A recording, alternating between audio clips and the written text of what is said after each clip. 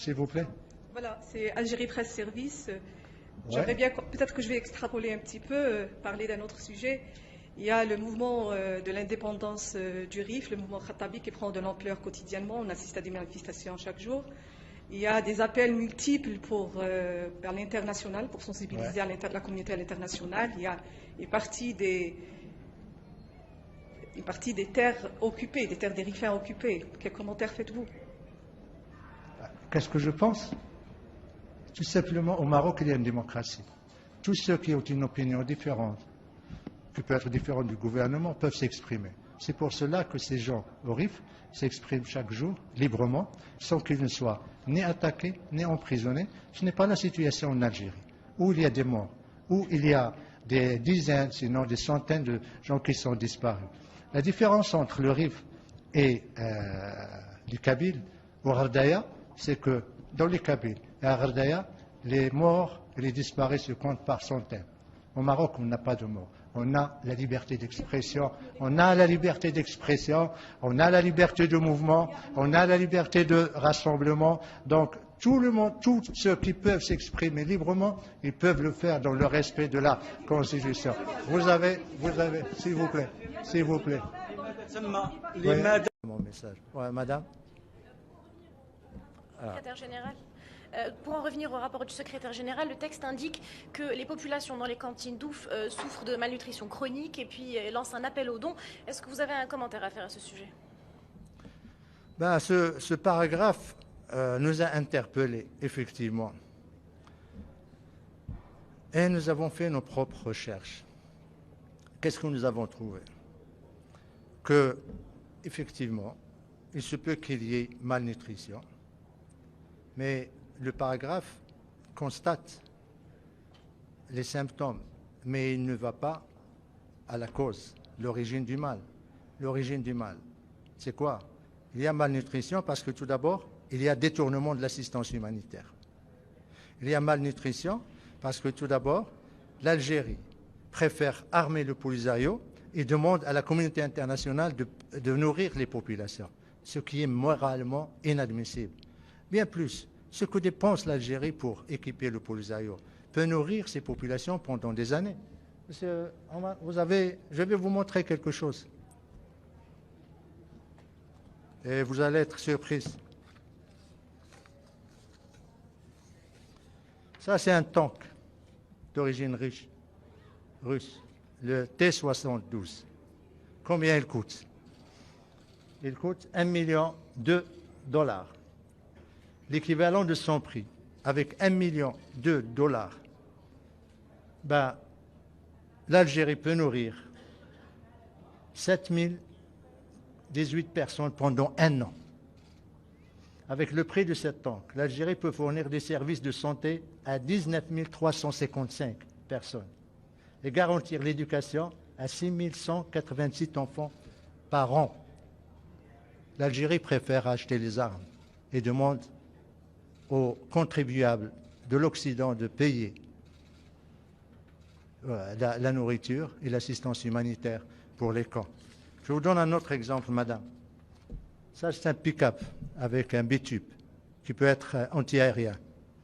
C'est le ZPU-2, monté sur pick-up. Il coûte environ $60 000. Que représentent ces $60 000?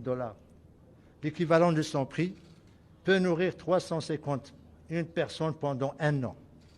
Il peut fournir des services de santé à 968 personnes pendant un an et garantir l'éducation et la scolarité de 310 enfants pendant un an.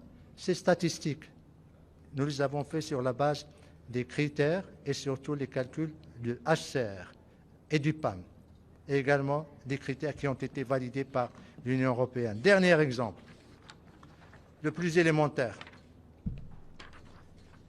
le Kalash. Il coûte, c'est le Kalash AK-17, environ $1 500. Combien il peut nourrir? Et au Sahara, il y a des milliers comme ça. Eh bien, il peut nourrir 9 personnes pendant un an, soit deux familles. Fournir des services de santé à 25 personnes pendant un an. Garantir l'éducation de 8 enfants pendant un an. Voilà ce que nous disons au secrétariat. Et voilà notre réponse à ce paragraphe. Nous espérons que aussi bien le secrétariat que les pays donateurs, et c'est un appel que nous lançons aux pays donateurs, pour qu'ils se posent juste cette question. Pourquoi l'Algérie a suffisamment de millions de dollars pour armer le Polisario, mais il n'a pas d'argent pour nourrir les populations dont il a la première responsabilité. Please. Thank you. Le ministre des Affaires étrangères algérien a comparé l'appui d'Alger au Polisario à celui du Maroc et de la Tunisie à l'Algérie pendant son indépendance. Que répondez-vous à cela? Question difficile. Je n'ai pas l'habitude d'éluder les questions. Je vais vous répondre, mais je m'interroge. Vous voulez la réponse du diplomate ou bien du maghrébin? Ou bien des deux? D'accord. Alors, en tant que diplomate, je voudrais tout d'abord dire que je connais le ministre Sahel. J'ai beaucoup de respect pour lui et pour ses convictions. Je voudrais, à cette occasion, le remercier pour son coming out en ce qui concerne l'appui au Polisario. Pendant 42 ans, nous avons crié dans toutes les toutes les instances onusiennes et autres, que l'Algérie a créé le Polisario, l'arme, le finance, l'encadre et l'aide. Et pendant 42 ans, l'Algérie disait jamais, nous, on ne soutient pas, nous, on n'appuie pas, nous, on ne finance pas, on n'arme pas. Il disait, pendant 42 ans, l'Algérie se cachait tout le temps derrière la mise en œuvre du principe de l'autodétermination. Finalement, il y a eu cette vérité qui est sortie de la bouche de M. le ministre. Je crois, il a fait preuve de beaucoup de courage. Je voudrais le féliciter et le remercier. Je voudrais ici juste citer une phrase d'un livre, c'est le livre de James Comey, le directeur démissionnaire du FBI. Leadership, Lies and Truth. Leadership, mensonge et vérité. Et il disait que dans la vie d'un homme, il y a des moments où Dieu l'inspire. Je crois que Dieu a inspiré M. Sahel. Ça, c'est ma question, ma réponse en tant que diplomate. Ma réponse en tant que maghrébin. Je vais lui dire, Monsieur le ministre, le maghrébin que je suis est choqué par cette comparaison avec le soutien du Maroc et de la Tunisie à la lutte de libération du peuple algérien. La comparaison est scandaleuse. Comparer la lutte du peuple algérien à ce que fait des mercenaires pour mettre en œuvre l'agenda géopolitique de l'Algérie dans la région est inacceptable. Je voudrais lui dire également, en tant que maghrébin, que c'est une insulte à la mémoire de tous les martyrs maghrébins. Je voudrais lui dire que je suis choqué également qu'il puisse instrumentaliser la mort, les sacrifices, le martyre de milliers de Maghrébins pour justifier et légitimer la guerre que son pays mène contre les vivants maghrébins. Dernière observation, je voudrais juste lui rappeler qu'en 1958 a eu la réunion de Tanger, où se sont réunis les leaders du mouvement nationaux des trois pays. Ils avaient décidé de créer ensemble l'Union du Maghreb arabe. L'Algérie a malheureusement enterré ce rêve de ces leaders du grand Maghreb arabe.